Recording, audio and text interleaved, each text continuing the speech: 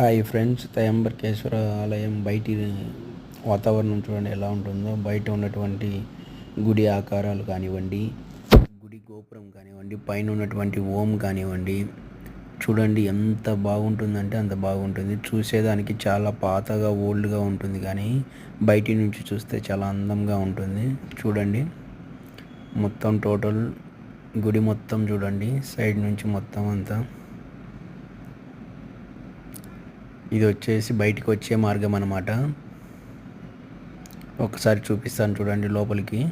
So ఇది అన్నమాట లోపల చూడండి. అక్కడ నుంచి లోపల నుంచి గర్భగుడిలోంచి బయటికి వచ్చే ద్వారం అనమాట. ఇది వచ్చేసి దేవుడు ఉన్నటువంటి గోపురం అనమాట, గర్భగుడి. బయట బ్యాక్గ్రౌండ్ చూడండి, బ్యాక్ సైడ్ వచ్చేసి కొండలు. మార్నింగ్ సైడ్ వ్యూ అయితే సూపర్గా ఉంటుంది, భలే ఉంటుంది. ఫొటోస్ కానీ ప్లీజ్ లైక్ చేసి సబ్స్క్రైబ్ చేయండి ప్లీజ్.